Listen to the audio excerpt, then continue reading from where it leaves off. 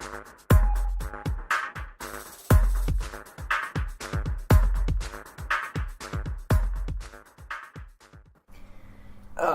just like, I know. You can surely see the sleep in my eyes. Not really. Yeah, me neither. Introductions. Hello, my name is Madeline McNeill. I am a body philosopher and a singer, but for the purposes of this series, I am a body philosopher, which means that I focus on the core muscles of the torso, neck, and head as the landscape for exploring philosophical questions. I wrote a book called Is There a Soul? And with me once again is Amanda Maule, who edited my book and has provided many, many hours, years of support and help developing this theory. Amanda Maule. Oh, yeah, Amanda Maule. The Mauler is my stage name. One of these days, I might actually be on stage instead of just sitting and watching the stage. So, that'll be fun. You're on stage.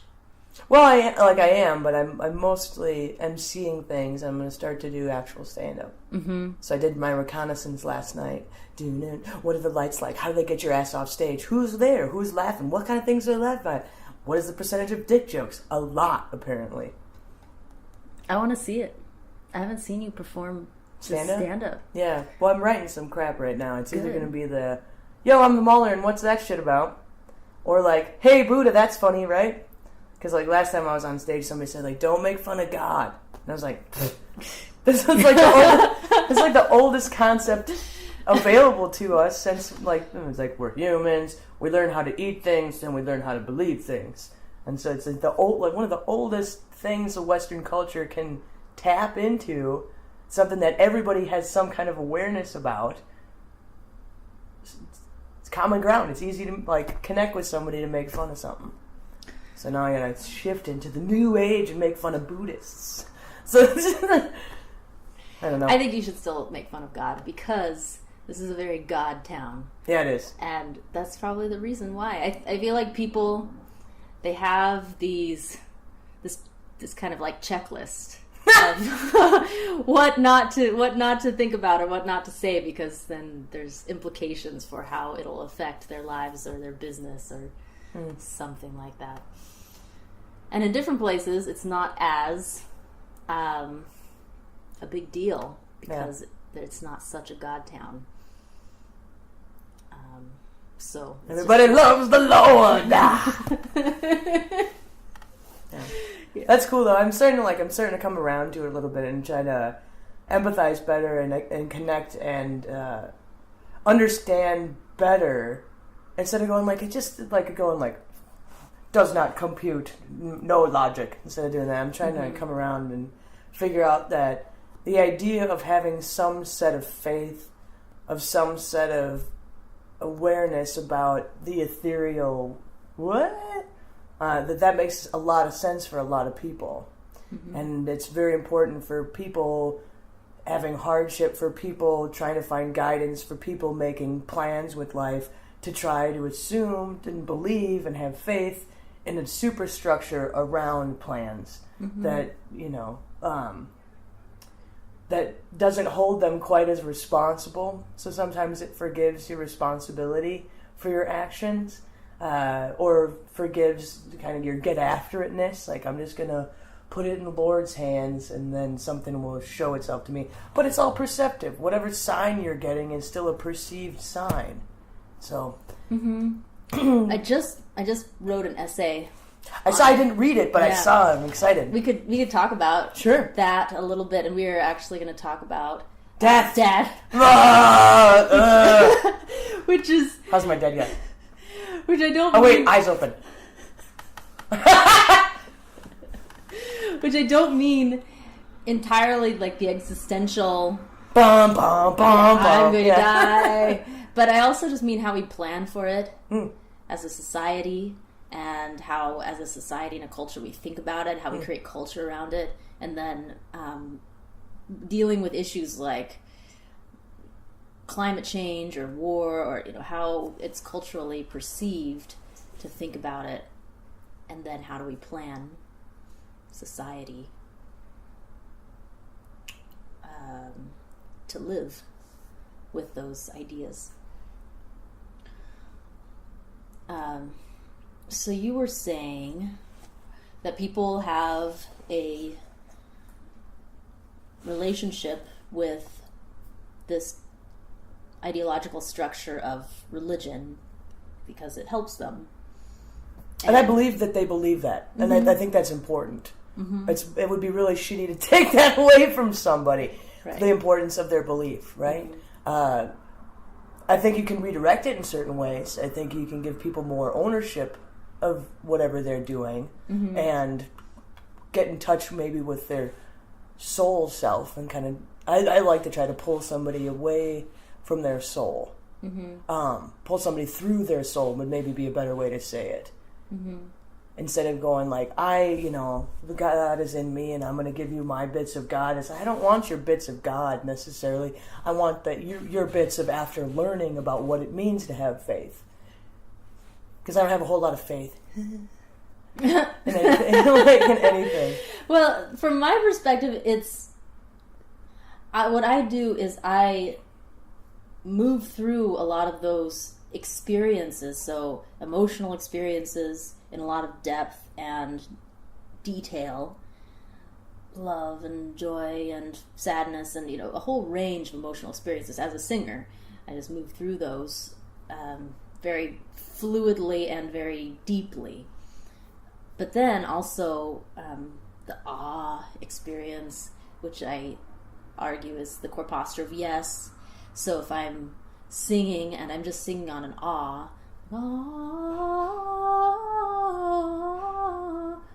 it's like a chant, but it would be an extended exhalation of the core posture of yes, which is often part of religious or spiritual ceremony, just exercising this kind of awe or moving people into the awe in church. Oh, an AH here, right? Just to remind everybody, it's AH versus AWE, which once you get it into, once you get it under the steeple band, people they slap the E on it, bam.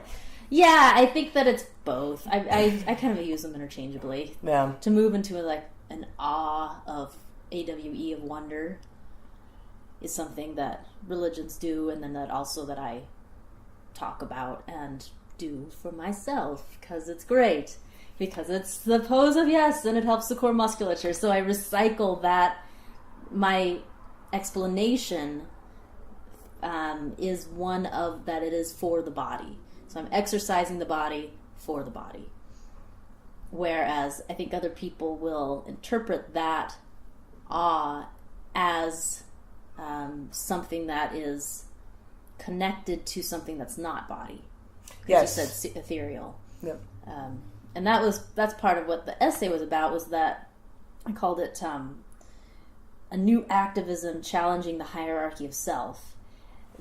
And what I meant by that was that people assign infinite properties to certain body processes, and then other body processes do not have those infinite properties, and so those body processes people assume are going to die.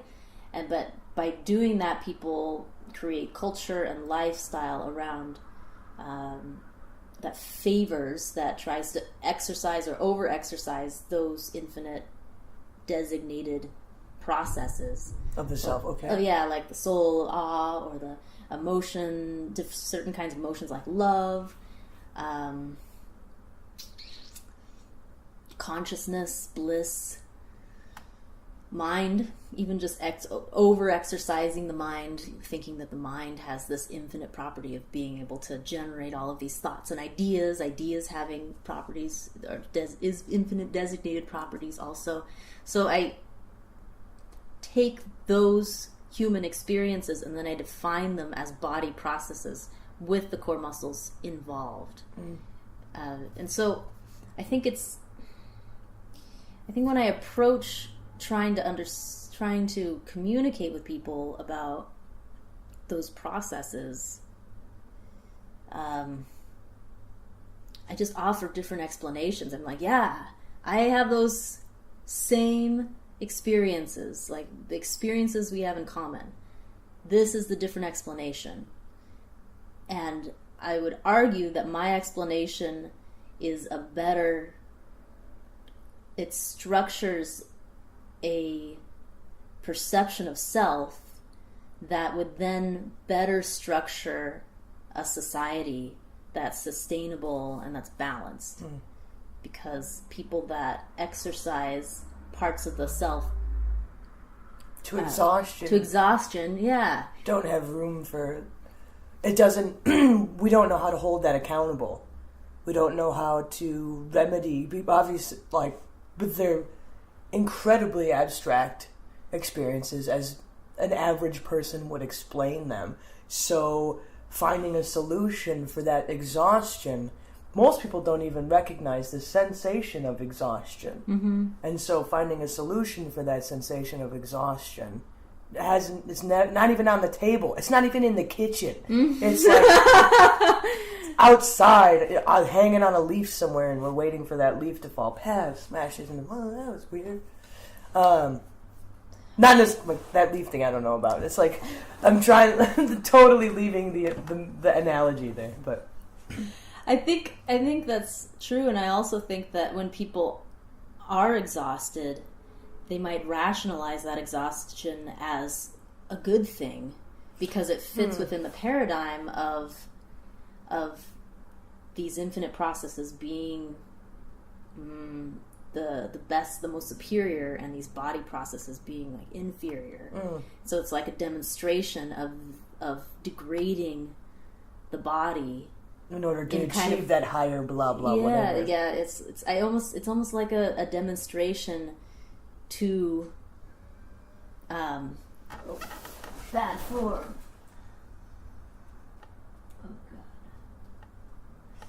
A demonstration to, well, the idea of God.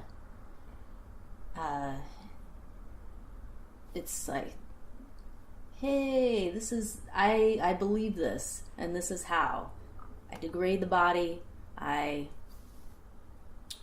glorify these components of myself that are believed to be infinite, and God being perceived as a bodiless entity, right? That has the Mormons. Those, that has those infinite properties. But, well, at the same time, I mean, Mormons, okay, I don't know all of that that rationale. However, this body philosophy, the processes of those human experiences are within the parameters of being mortal. A lot of the emotions that I think that I generate are for the maintenance of the body, and like, so can you have it? So can you cut? Okay, so here's the thing I'm interested in infinite. We're talking about infinite things. I don't think a lot of Christianity would somehow, they'd slap in eternal. They'd slap an eternal, bam, slap an eternal in there, and it's super easy for us to not consider what the fuck we were before we're bodies or whatever. Like, you know, and you don't have memories until you're 4 just to protect you from being really stupid or whatever it is, or from your, like, the stupidity of your parents, not totally sure there. It's easy for us to, like, blah, just forget about that, and then we focus so much energy, which is interesting, like, me making fun of Buddhism, because it actually accounts for that front side. Like, what were you before you were this? And that's a very philosophical way to consider something, is asking the question about, like, where'd the earth come from? Here, and then where'd that come from? There, and then if it's on a turtle's back, where's the turtle? Like, what? You don't ask questions about the turtle in most, unless you get real philosophical, but like I need to know what happens, like, if the earth is on the turtle's back, where's the fucking turtle, man? And people are like, stop asking that question. But that's kind of the way philosophers go about it, is like getting back into that. So, like, Buddhism kind of accounts for that front end. And then I think since Christianity doesn't account for that front end, where's the soul before it gets here? It's just hanging out with God, whatever, that's probably what's going on, right? I don't know. This is like where I gave up on Christianity. Now I'm going to say something wrong and my friends, but But it's like, wherever it comes from, I don't care where it comes from. But it's like, I don't know about it, and I know about eternal life, right? So it's not, even if it exists in its explanation and its justification, here's where the soul comes from before it gets into your body, by way of like, as soon as you're fertilized, then you're immaculate or whatever. And tiring. Yeah, right. But then, like, the Christianity focuses so much attention on the achievement of eternal life. But then it's nobody can say this, and I think it's either Louis C.K. might be Carlin, but I'm thinking C.K. He's like, nobody can tell you. Nobody has been dead yet, and said, hey, this is what it's like. And you can't even have that moment where you go, oh, I'm dead. You can't even consciously think, oh, I'm dead. And all you can consciously think is, oh, this is probably going to be it. And then you're dead. And the ability to perceive is no longer. The ability to perceive as the way we understand it is no longer. Mm-hmm. And it's this, people count on it. They have to absolutely count on something continuing on after everything we know about our way of perceiving is gone. Mm-hmm. It's all these hypotheticals. And it's like, for me, Christianity is a fairy tale to try to teach people to be less selfish. And to try to, like, beat some morals into some people who are about to go through the dark ages and just sword through everybody. Guard, wham, slam, blah. I'm dead too. No, I'm correct. Shit. So it's like that eternal life thing. How do you even perceive it? And because I'm thinking about what you said about your emotions, like these things that have these infinite identities within the processes of the self, they cannot exist once the body doesn't exist, because the body, and I'm on board with you, so that makes me biased, so there we are. The body has to be there to feel the postures of yes. It has to be able to have the hormones zooming around whatever they're doing. It has to have some kind of connection from here to here. And this has to talk to that, and this has to talk to that. And then my toes are going to talk to my knees. They're going to get together for dinner later. It's going to be awesome. Somebody might bring roses because my feet stink. But anyway, like, nobody cares. But I can't get my head around the idea that people have that there is going to be some kind of what thing, if you don't have a body, what thing allows the interpretation of whatever that infinite thing you're doing in the eternal wherever you are? How do you perceive the intense heat of hell? They give you like another body? Here's your hell body. That was your earth body. So here's your hell body so that you can feel atrociously burnt every second of your day. Like, here's your 7-degree burns. Like, let's march down the circles of hell. Here we go. You need legs to march down the circles of hell, I'm saying. Mm-hmm. It's true. I'm trying to think of when I was growing up Catholic and I'm believing, sorry. Right? Just kidding. And believing those Nobody things. ever says that to anybody. I mean, I know it was definitely before.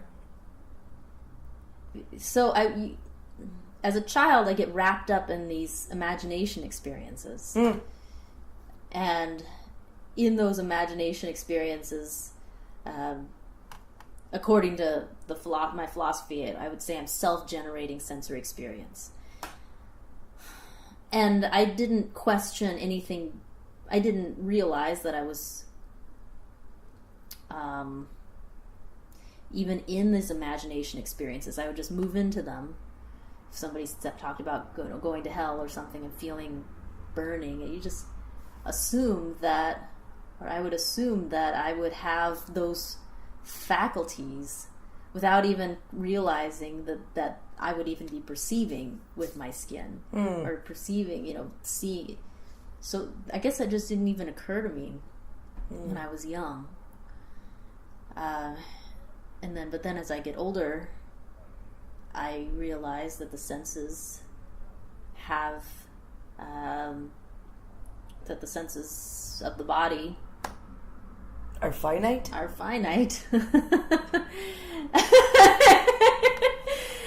Because we can't even, right, because here's a perfect example. We shut down if there's an overload. If you feel so, this 7,000 milligrams of pain, whatever it is, 700,000 billion milligrams of pain, whatever that threshold is, everybody has a threshold, and once you get there, then you gotta go can't handle it. And then you're unconscious for however long. Mm-hmm. And I think that, as I've gotten older, obviously, I'm like, okay, my skin's finite. People learn how to plan for that. They don't touch the stove. They don't. They're not chopping off arms. Yeah. Oh, that's not growing back. Oh, yeah, nice. Poking each other in the eyes, that kind of thing. Here, you grab a fork, I'll grab a fork. Let's try it. So as adults, we learn how to not do that, and then we learn how to teach children not to do that, But when it comes to these processes, consciousness, emotions, the awe experience, people, I think, don't know what they are still. Mm-hmm. And automatically assign them an abstraction, which can... Distance? I think... I'm just trying to think... imagining an abstraction, an infinite abstraction. I don't know. I'm trying to think that there might be a misconception that when people imagine infinity, they're imagining a symbol of infinity.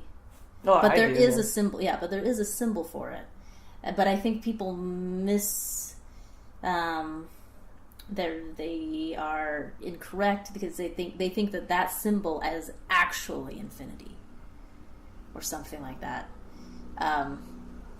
Since we have a symbol for it, here's a rare case where we actually have a symbol for an abstraction, mm-hmm. and because we have a symbol, we don't interrogate that idea further. Kinda? Is that sort of what you're saying? Yeah, and keep going. I'm thinking about analyzing the experience of looking at this symbol and then feeling infinity, and then thinking that awe of imagining this symbol of infinity is actually an infinite experience. But if I was to visualize something toward infinity, I would just be visualizing forever. But that wouldn't happen. Welcome to the life of a mathematician. Infinity plus infinity. No! Right, but there's symbols, because if I actually did imagine toward infinity, I would just be like this until I died, which is not infinite, because I'd be dead. Yeah, right.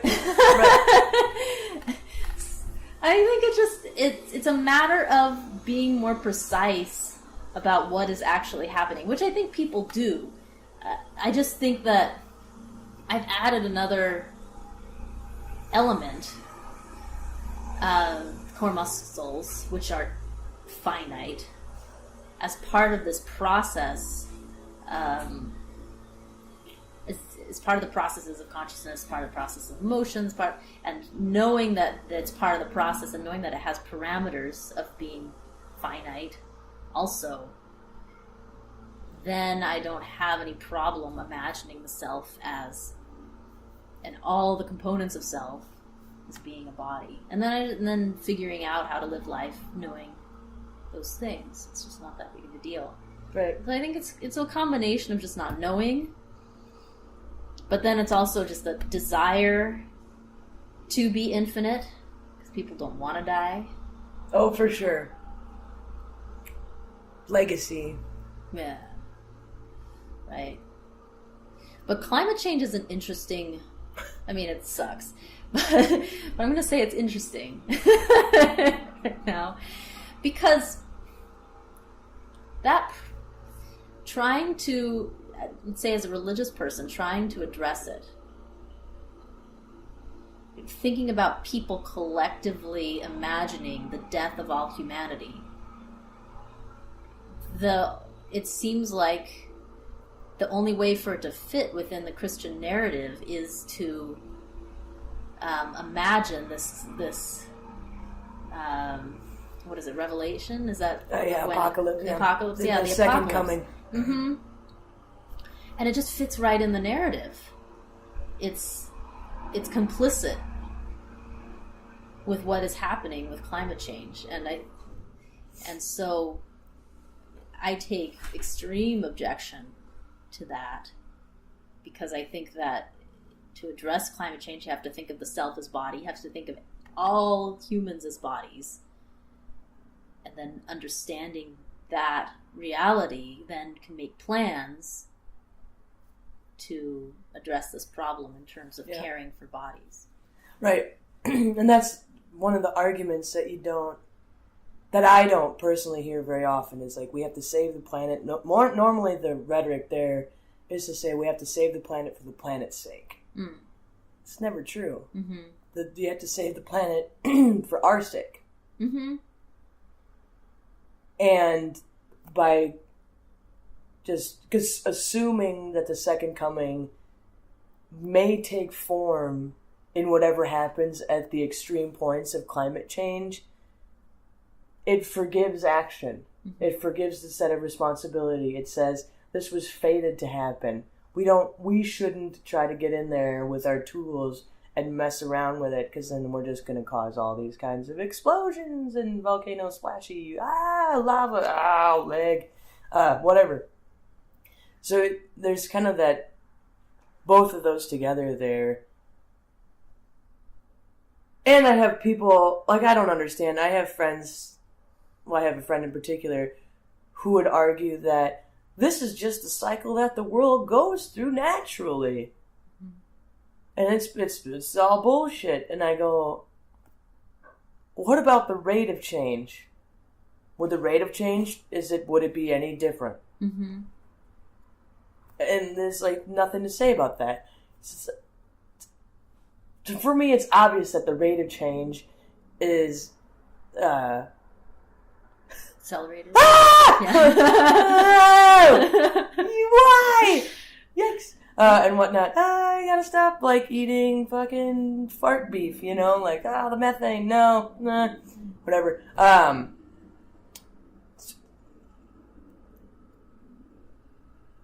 I think the biggest thing is that it doesn't seem imminent. It's since the 70s, scientists and, like, geologists and nature guys, whatever their titles are, I bet you they're fancy, I'm a naturist. I'm all about it. I study naturology, whatever. They've been like, panic, no, do something now. And it's like, 40 years later? And people are like, I'm okay. And then you get all these jokes, and this is terrible. You get all these jokes from people going like, and I've done it. My friends have done it. My best friends have said it, like, oh man, this global warming could sure hurry up, because I'm ready for summer! And then we get into summer, it's 110, people are going like, shit! Sorry, wildfires, like, my bad. So it's like this whole, everything about our culture just pushes it over there. And he just goes, keep doing what you're doing. Make sure you get a car, because everybody needs to have a car, it's a status symbol. Make sure you get a weed whacker, everybody needs a weed whacker, it's a status symbol. I know, we're dealing with weed whackers right now. It's good we got some... Let the weeds go, man! Just let them go.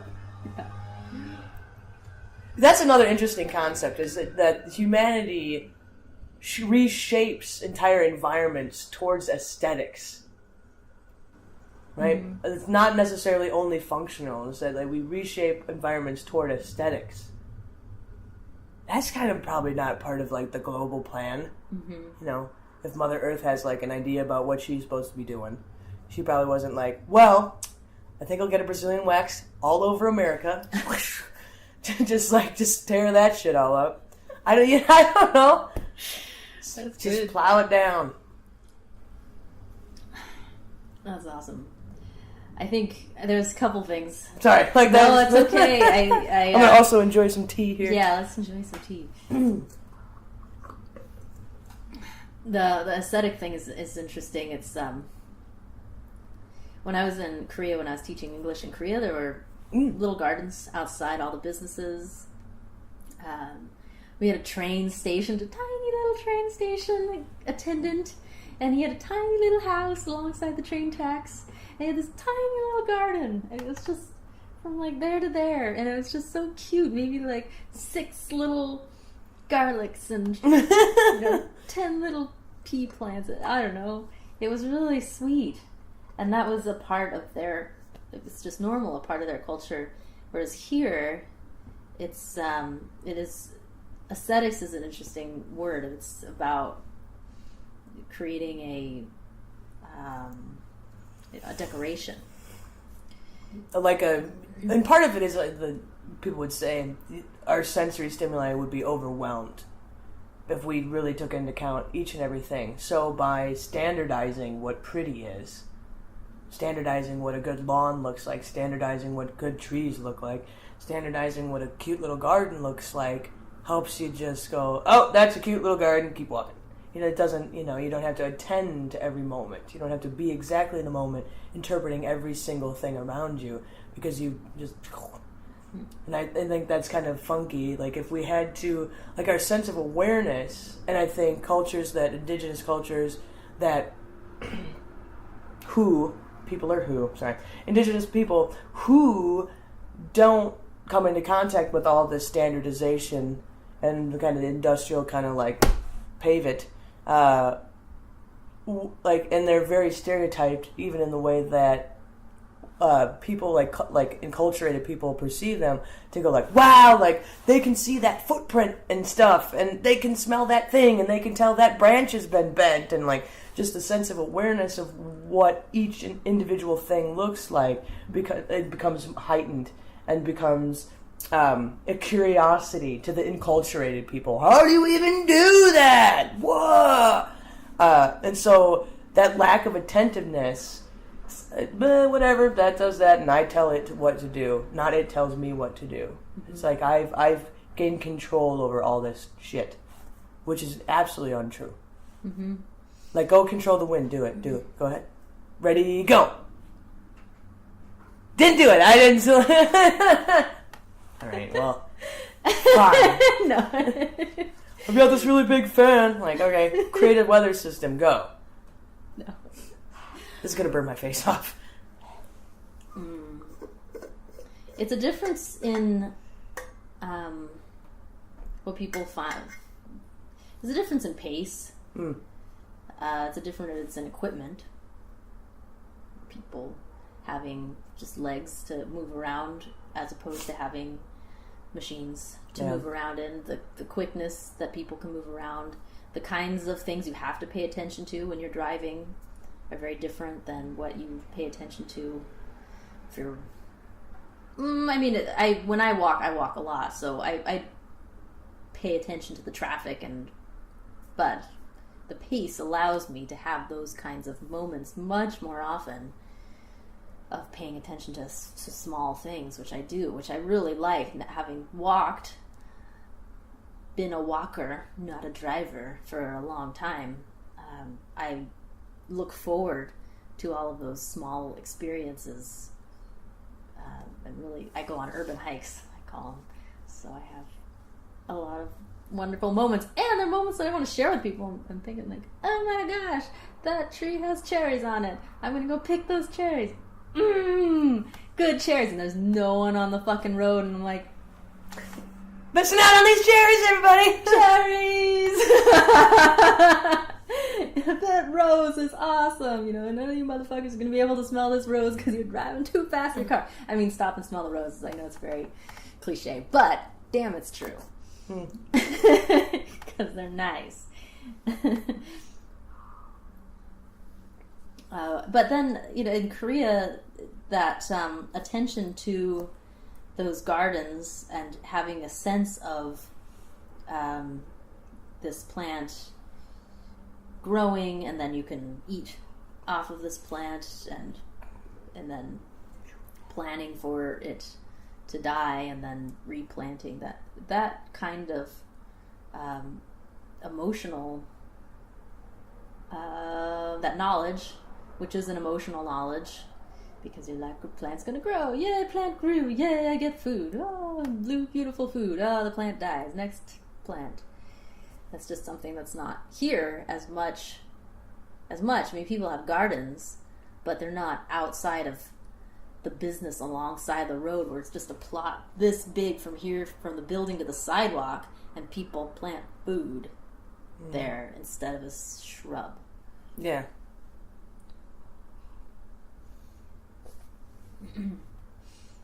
Okay, so we got through like whitewashing landscapes. Got through a little bit of the idea that everybody just goes whoosh and pushes it back for whatever reasons they're pushing, the idea of global change, climate change, back.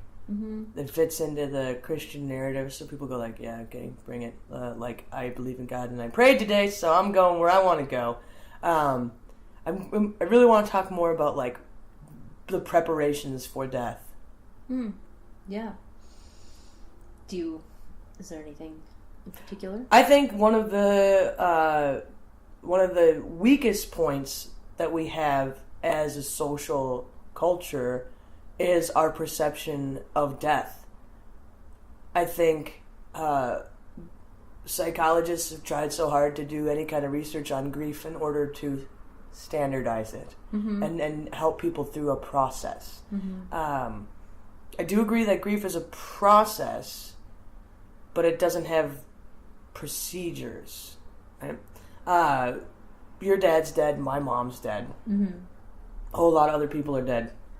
Probably. It happens. Yeah, right? And so that I think we could probably agree that it's a shift in what you understand as kind of what happens in life, right? So when somebody really close to you dies, or like even if your pet dies, something from within what a household used to mean to you, if there's an element missing, it's a glaring absence, right? And I think that a lot of people's struggle with grief stems from what didn't happen when said person was already alive, or what opportunities are going to be missed out on these now that they're dead. And that's selfish as shit. I think I'm gonna go off on a thing here. Yeah. It's selfish as fuck to get mad and get sad about somebody dying and you not being able to go on walks with them anymore and not having any talks anymore. Like, how selfish is that? You better not die because we gotta still talk later. Fucking what, dude? Just talk now. Like, that's all you get. That's all you get. It's whatever you get is whatever you get, and fucking that's so extraordinary selfish to me. Ow! Like, who are you? Who are you? It's like, you don't get to be dying because I gotta be hanging out with you. And I'm not dying, so you better keep up with me. It's like, fucking, it's like, I'm 30 years older than you. How am I supposed to say, no, just figure it out. You figure it out. You gotta be here forever. Like, if we could get past the idea of missing out on times with people, I think we could handle death so much better. And I think that we'd have this, we wouldn't be in the giant chokehold of pharmaceuticals and medicine, because we wouldn't need it so badly to save the lives of whoever we want to selfishly continue hanging out with, even though they've got dementia and they'd have no idea who the fuck we are. There's like this entire cycle that I think is generated by the fact that we cannot deal with the fact that somebody will have to die, even though people have been dying for millennia. Millennia, it's a fun word to say. You don't ever get a chance to say it either. So, like, for 2 millennia, at least, plus a couple 100 years, we know, blah, blah, blah, Socrates. People have been dying for freaking ever. You'd think we'd get a better handle on it. Right? Like, how do we not know that people... Why is it surprising? How is anybody surprised that people die? What? Sorry, you're going to spin hot tea all over your pants. Don't do it. Mine's still like 1,000 years. I gotta like sit here and...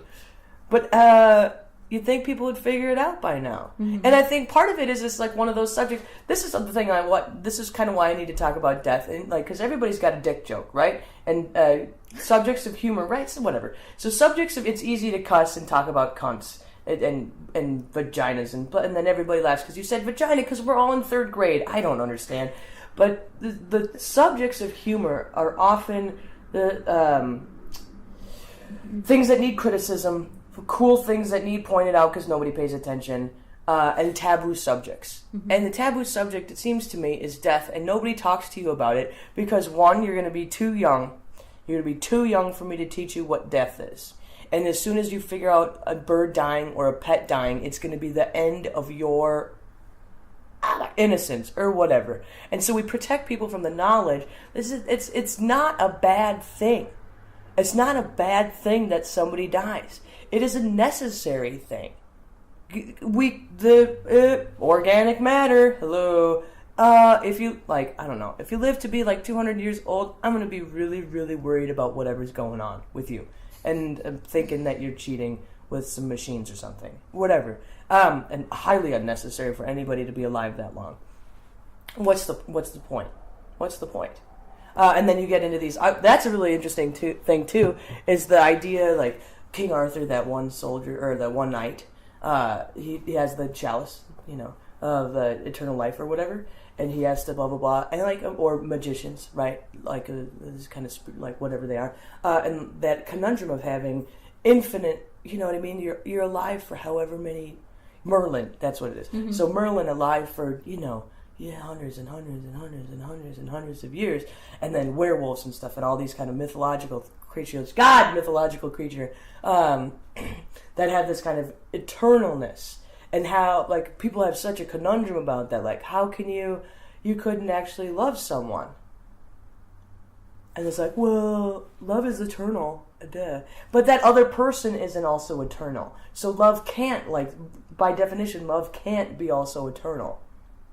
Does that make sense? Like, if we assign, coming all the way back to the processes of, like, that infinitude, the process of infinitude, if you put it into the example of Merlin, if you put it into the example of a werewolf, and now, oh God, Dracula, everybody's, oh my God, I want to read about it. Everybody, what's that stupid, whatever. Buffy the Vampire Slayer came into this whole other shit, and I forgot the name of it, and it makes me really feel good about myself, as I've never watched any of these shows or whatever, these movies, or these books I haven't read.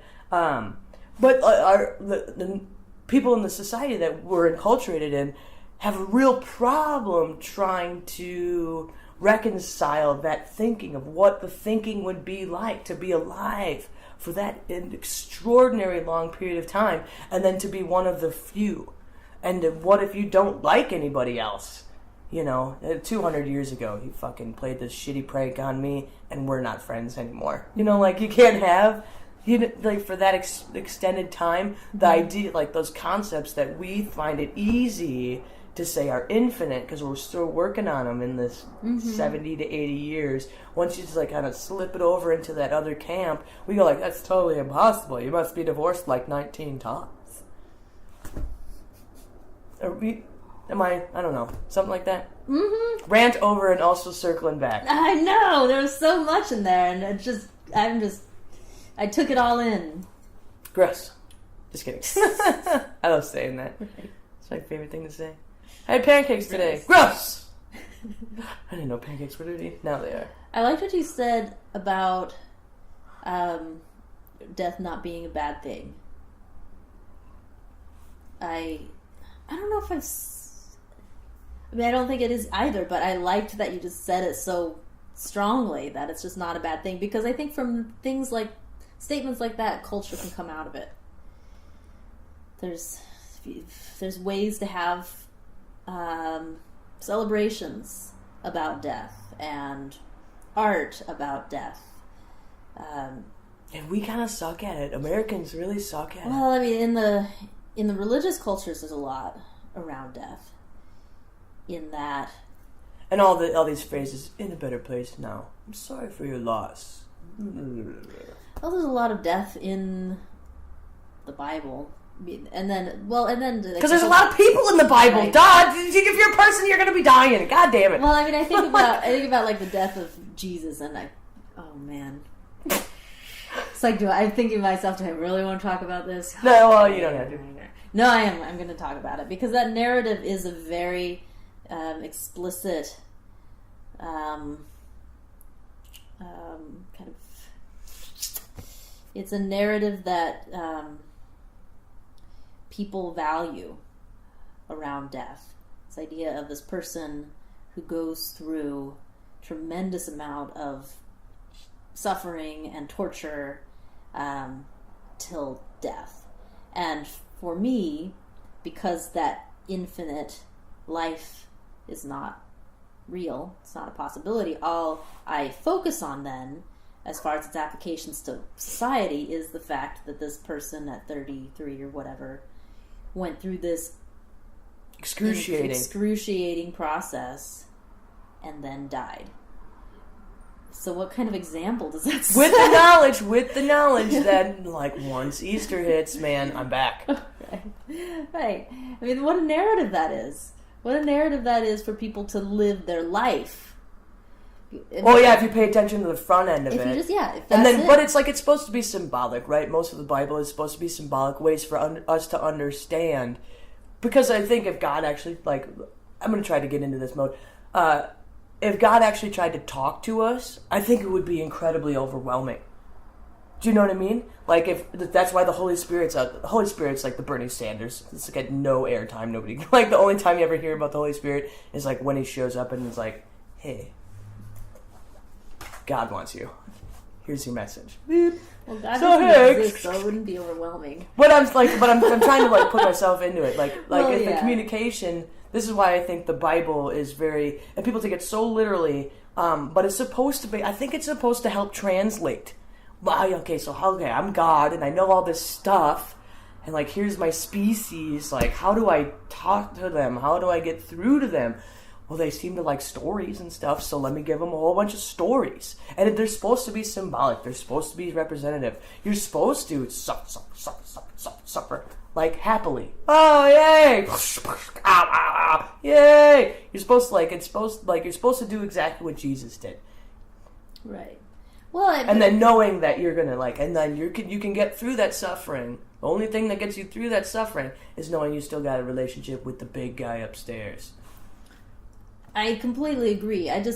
What I'm trying to say is that people structure their lives to live that way. And then when things do get hard, they structure their lives to reference that narrative, and it doesn't often solve problems. And then everybody just gives it up to God. I'm giving it up to God. Yeah. So the alternative, as far as a different kind of narrative of death, involves understanding the body as dying, and understanding that other bodies die, and then understanding, with the self dying, with that kind of existential anxiety, in feeling that fear, anxiety, that constructing a way to kind of move through it, into something that feels better, but then also is just a practical way to continue living, is something that culture can do. It's something that art can do, where you maybe have like a group experience, all people in one place sitting together, and then there's a performance and people are talking, they die and then we go on. It's just a different way of telling the story, framed within the understanding that people die and then they have children before they die. And the children go on, blah, blah, blah. That's how it works. So I just want to see more culture around that. And then as far as around other people dying and that's like accepting I'm going to die. Yeah. I think that's a lot of that stuff. I think it's easier I think it's easier. And then we can get around the idea of like the willpower to live, then those seem to be at odds with each other, but when you do it for yourself, I think that's easier. But go ahead. Yeah. Mm-hmm. For me to think about you dying is like harder than for me to like accept I'm gonna die. Is it? I don't know if it's that way for everybody. I'm not sure, but I think the younger generation, so like children, can't fathom a parent dying because they're not supposed to until you've come into that second set of cycles or whatever. Like, if once you have the kids, then they can go ahead and die. They have to like hold them and be like, oh, I remember when you were tiny, and then they suddenly remember all these stories about you, and then you're like, oh, that's what I was waiting for, now you can die. I have no idea like what the whole process is, but like children, I think, have a real problem understanding that a parent can die. Yeah. So I'd love to try to figure out a way to help society understand that is a possibility, and that people are supposed to die. it's not that your mom is supposed to die because you deserve it, but people are supposed to die. Like, if you don't die, it's really suspicious. What are you doing? Mm-hmm. So when people are dealing with other people dying, I mean, there can be a lot of surprise. Whoa, shit, that car came out of nowhere. Well, for the other person, I mean, it disrupts, it could very, traumatically disrupt one's life if you're relying on that other person, you have an emotional relationship with that person, blah, blah. So developing culture to move people through just the initial emotions of shock and denial, anger, yeah, all that kind of stuff. Unless you really hated him. Woo! And then doing that in the cultural, doing that for groups of people. So that groups of people understand that together, whatever kind of ritual or celebration or that kind of thing is important. So there's just like layers. I mean, on an individual level, you can help somebody move through that. On kind of like a lifestyle level, helping people move through that. And then just on a groupthink level, on a cultural level, helping people understand that. So there's just these layers of culture that's created around that to help people move through. And then this, for some reason, I was just reminded of something you said before about how we currently talk about death, and you mentioned comedy. It's that I think that thinking about death, talking about death, and then laughing about it is important. I think that's one component of the entire culture that can be created. But it seems like we rely a lot on humor to talk about certain things. Mm-hmm. Like that's the main thing that we do to try to dispel that. Well, it moves like the threat into the benign threat camp. Mm-hmm. Like once you approach a topic with humor, it goes from threatening into benign threat because you can only laugh if it's a benign threat. Mm-hmm. And that's the relief theory of humor. Mm-hmm. And is there another one? Is there another way that people do it that's not comedy? In our culture that we dispel like those kinds of threats? I'm just trying to map them out. Yeah, like what are the other options? Yeah, what are the other options? I mean, people take a topic that would otherwise be threatening and make it approachable. I mean, religion does it. Yeah.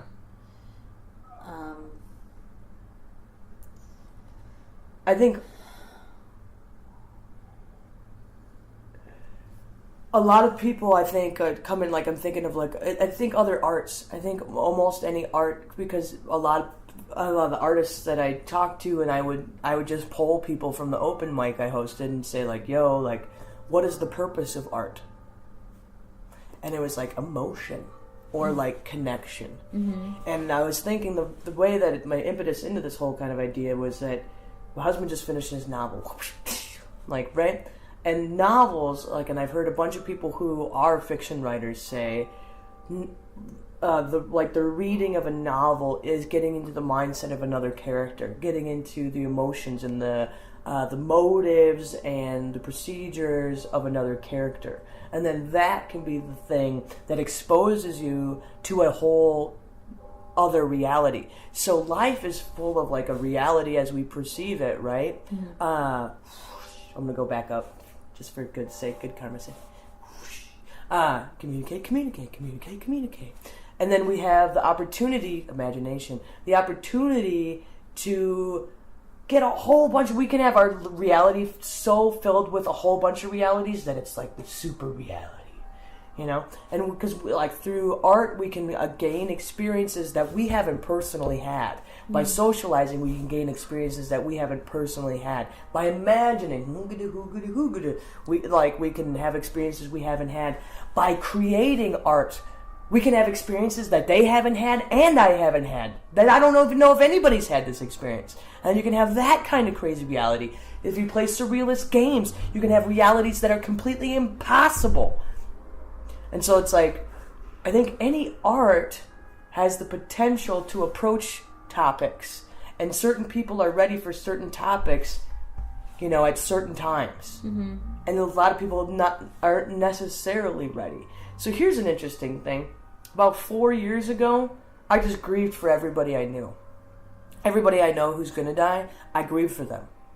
I figured out how to, process that. So now if my dad dies, I'm not sure, but I've tried to prepare myself. If my dad dies, I can go oh, okay. Mm-hmm. And then that's it. And then I just keep trucking on.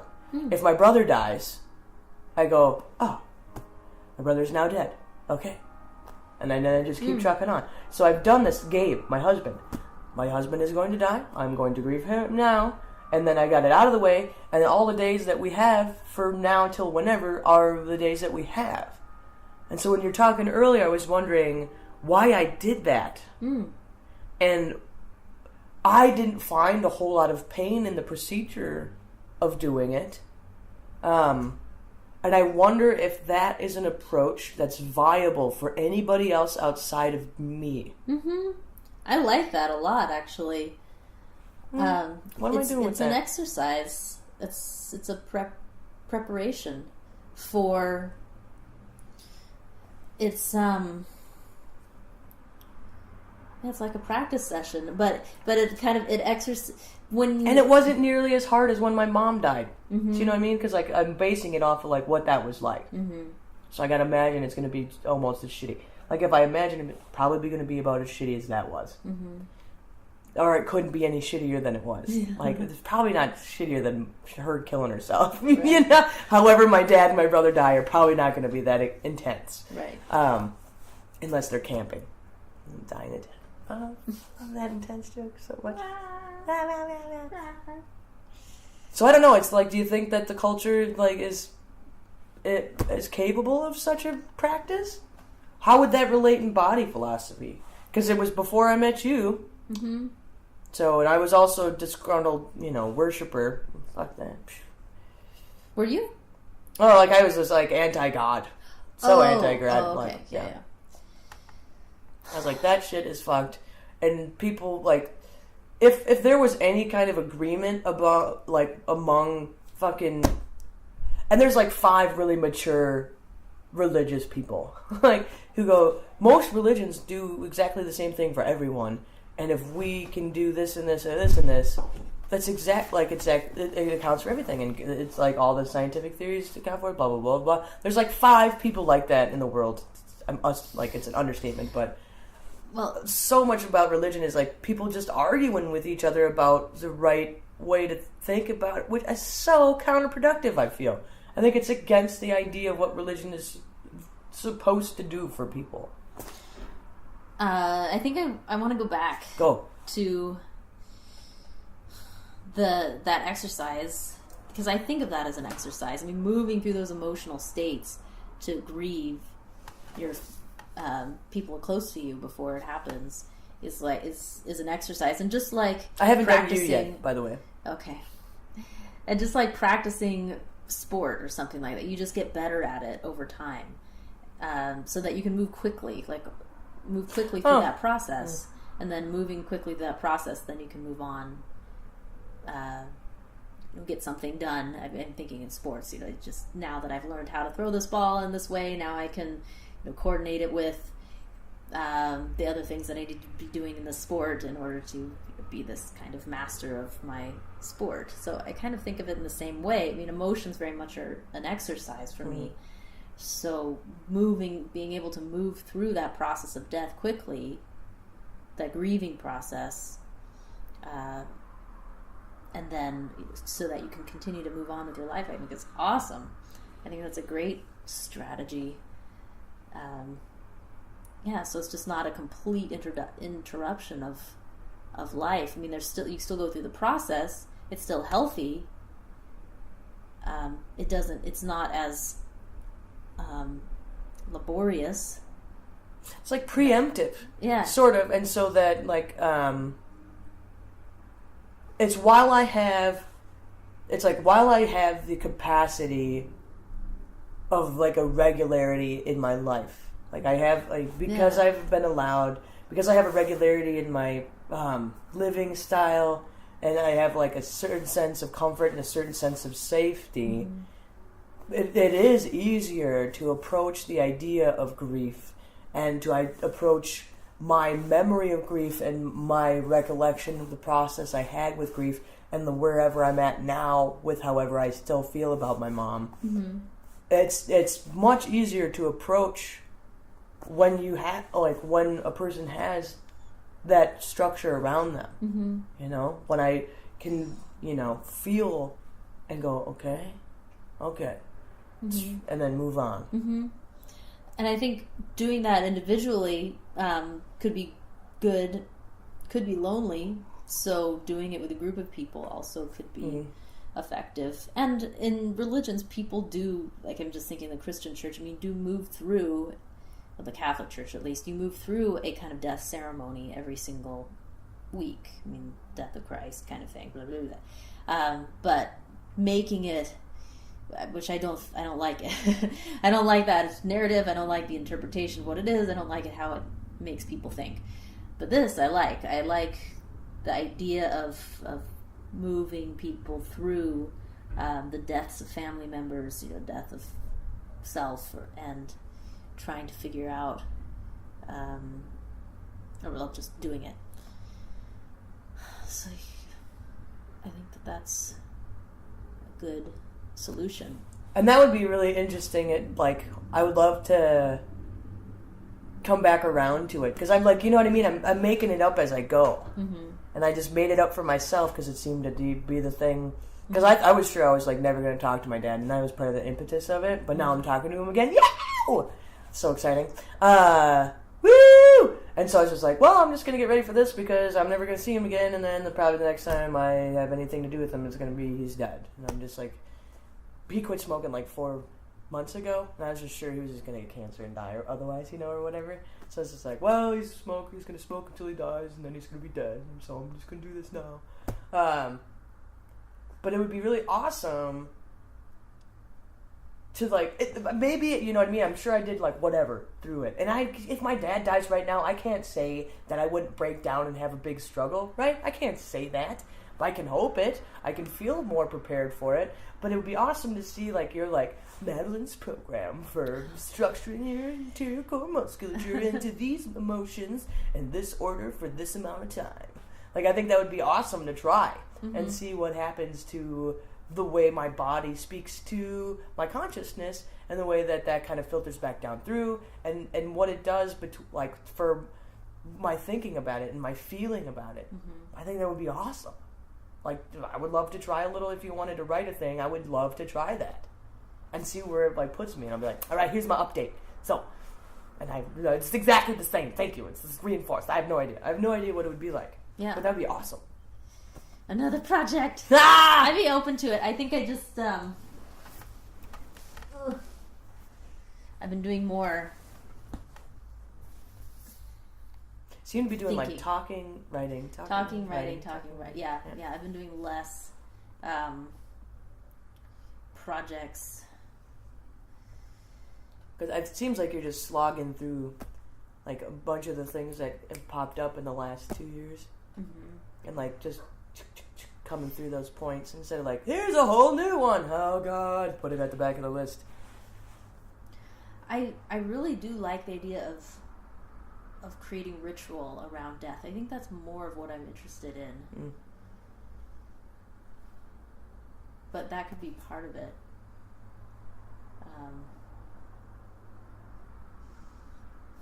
Yeah.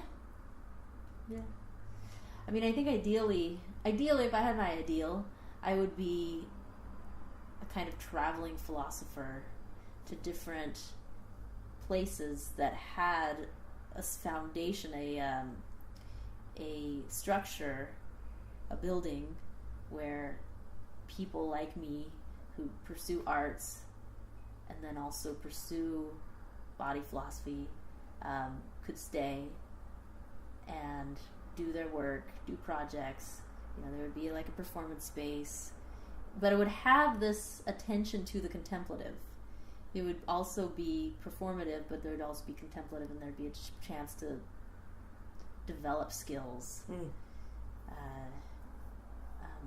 So kind of like it wouldn't necessarily be a school, like with kind of this hierarchy. It would be more of like a potential apprenticeship with people in the town or people associated with the building. And then there would be a lot of kind of commerce between people in the town and people. I'd love to have those things all over the place. That would be fun. I feel you on that. Yeah. Because it's like, I often feel super alone with my knowledge of humor theory. And anytime I talk about it, I always have to like teach somebody. It'd be so awesome to just walk into a room and have a whole bunch of other people who already have kind of a baseline, and then really get somewhere. You know, really be so excited to get into those little bitty nuances and to have somebody else, you know, or like a whole group of people. Can you imagine? Oh, that's what I want. I know. That's like when I get really excited, I make the really tiny sounds. I think we're about there at time. Sure. Yeah. Good talk. Happy dying to you. Happy dying. Happy dying to you as well. Thank you for watching. I am Madeline McNeill and Amanda Maule. Yeah, and my head is a little tired. That's awesome. It's all right. All right. Thanks. Bye. Bye-bye.